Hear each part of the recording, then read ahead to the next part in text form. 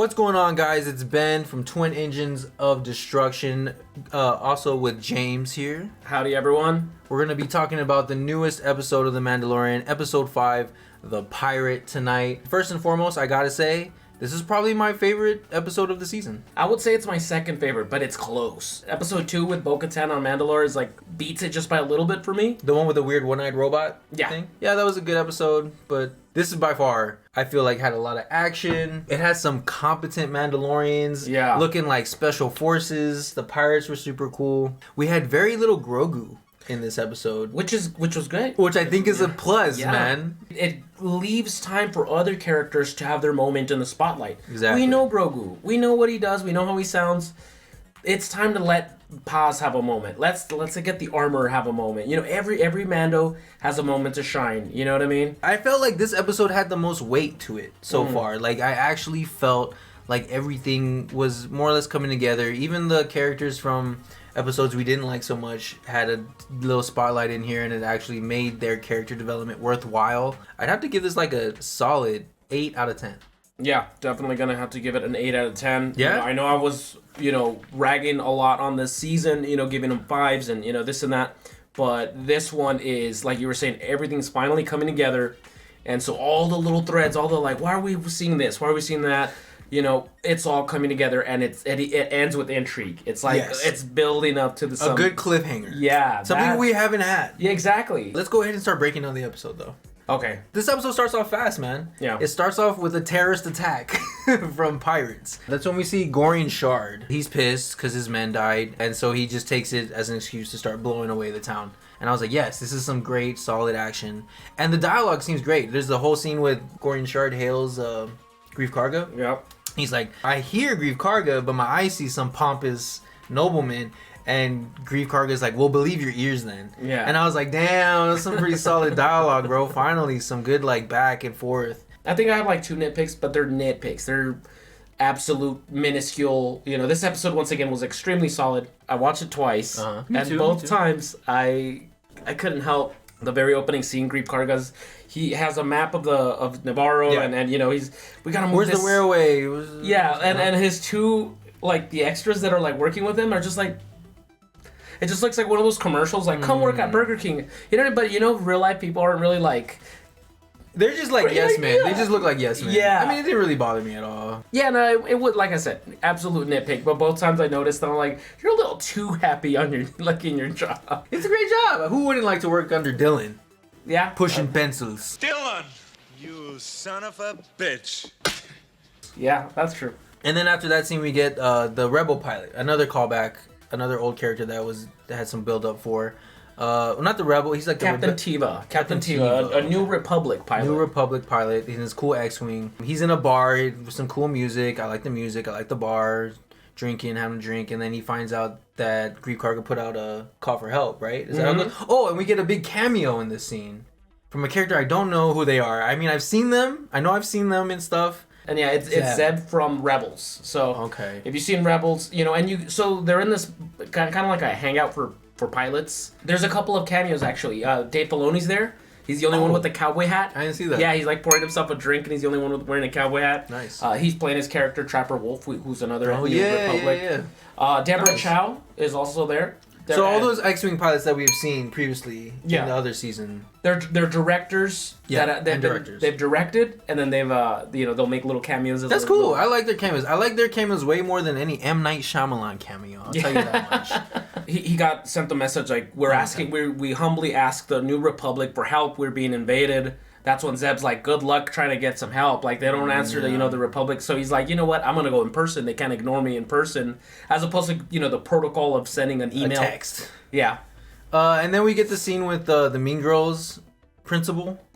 An SNL, very famous SNL actor. I don't know his name. I wish I did. And I enjoy his sense of humor. He's funny in a dorky kind of way in his little scene.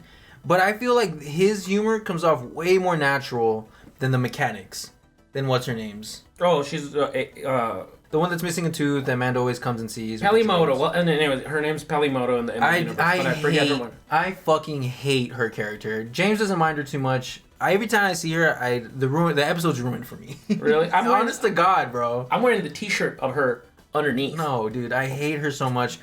But this character is kind of like, you can tell it's kind of like the same thing. He's gonna be maybe like a little side character. But I love the dialogue in this scene. I love that he's asking them for help, for reinforcements. This woman's like, well, maybe they should learn that maybe if they join us, they'll get the protection they need. And he's like, oh, by letting them suffer? That's a real imperial way of thinking.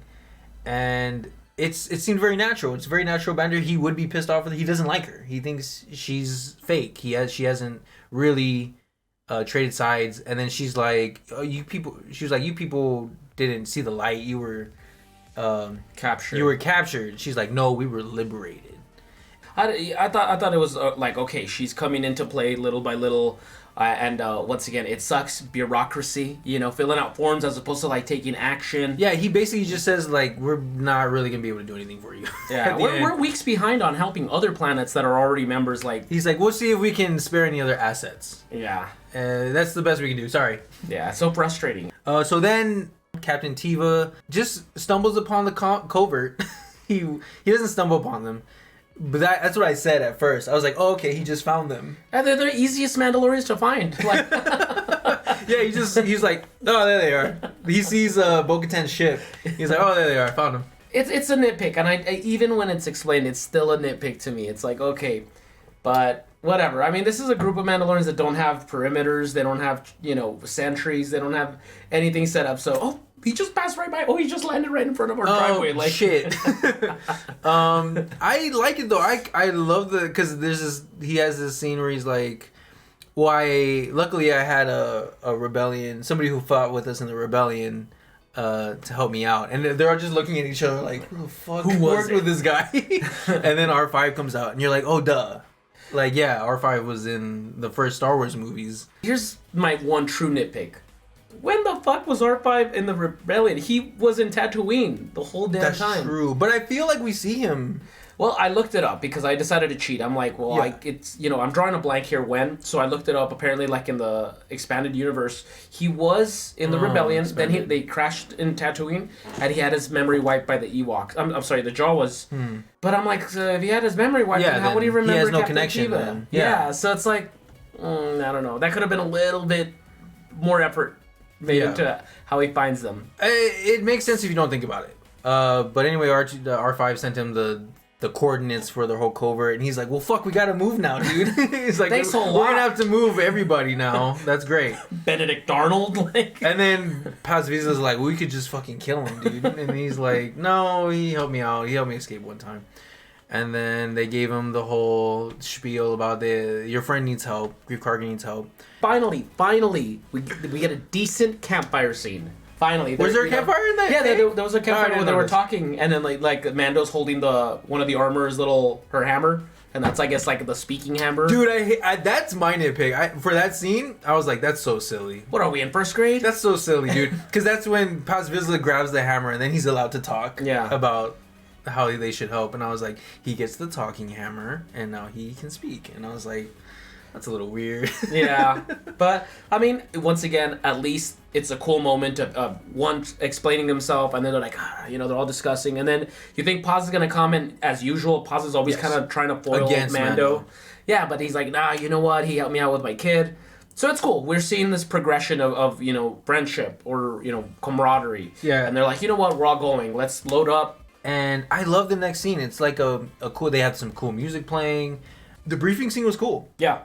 I thought that was great. They're like special forces units, like shock troopers or something, and I just really like the whole aesthetic. I really like the feel of it. And yeah, like you said, they're way more competent in this scene. When they all drop out of the ship, it looks really great. It looks really cool. Yeah. When they land, Team B is like, okay, they're all on the ground. They're clearing the perimeter. They look like they're trained, bro. Like they know what to do. Like they would destroy these pirates. Yeah. But they do struggle during this whole battle. The whole battle sequence is great. Yeah, I mean they're human still. I mean you can, that's what I like, that they weren't. It wasn't too much of a, oh, we took them out easily. Like we didn't even break a sweat. Like it was nice to have a little bit of tension, and some were being knocked off. Like did they die? Were they injured? Yeah, the pirates bring out this big heavy gun and they start like shooting down a couple of them. The pirates look very piratey. I thought that was great. They have a little pirate in there. His little second in command looks like Shmi. He reminds me of Shmi from Hook. Or from Peter Pan. Yeah, with the little striped shirt. Yeah. So then we get the scene where this battle is taking place. They have to fight this Corsair. And it's just 2 ships. We only got 2 ships here. We got Mando's N1 and we got her Gauntlet. The N1 just starts picking off at the ship and then they send the fighters out to the N1.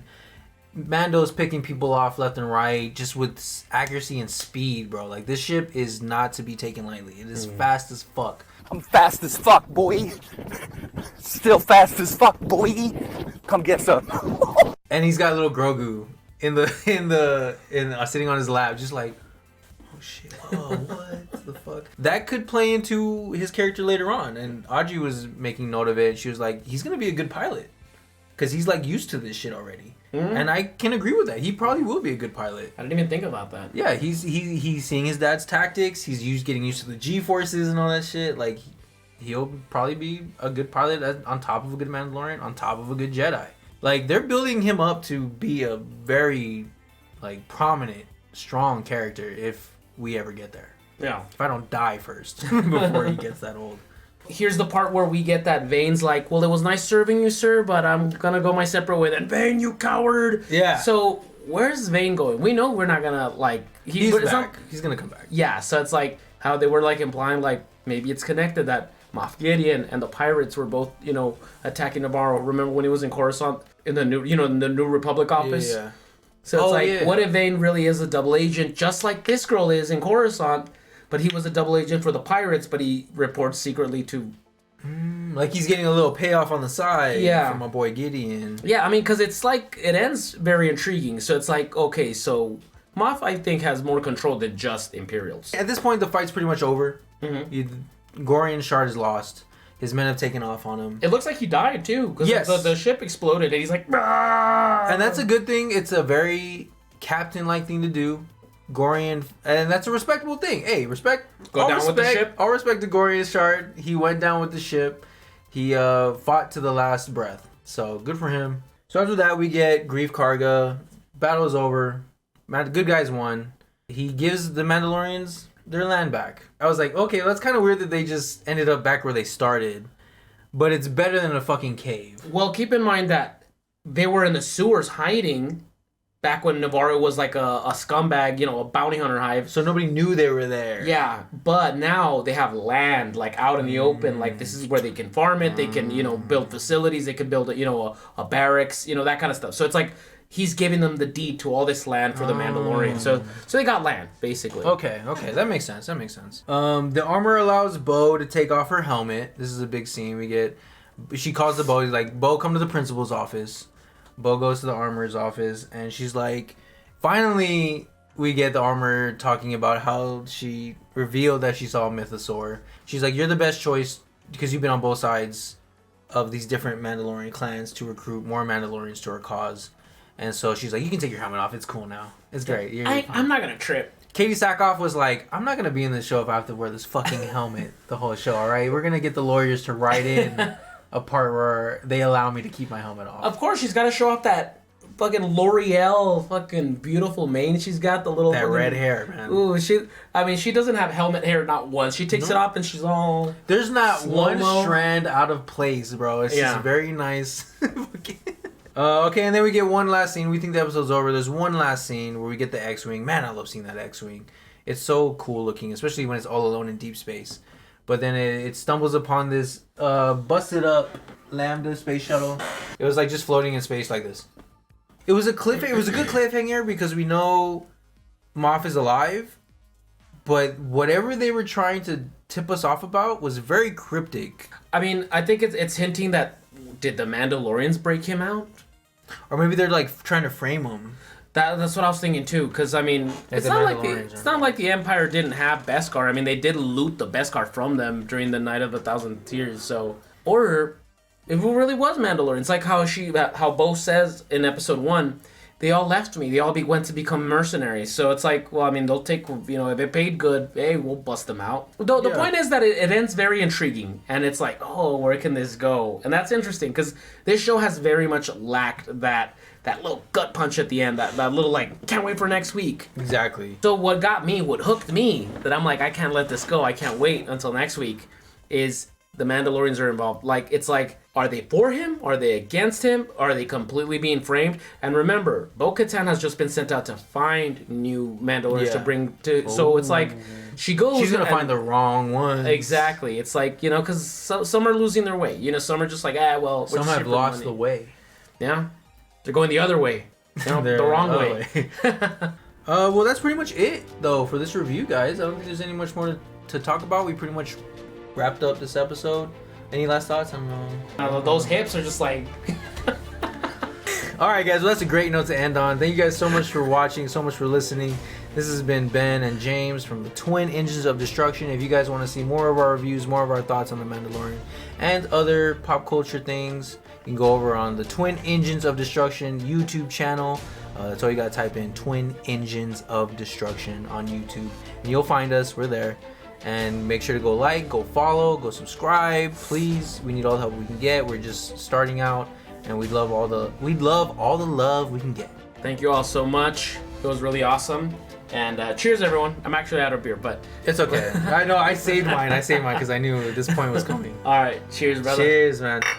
Till next week.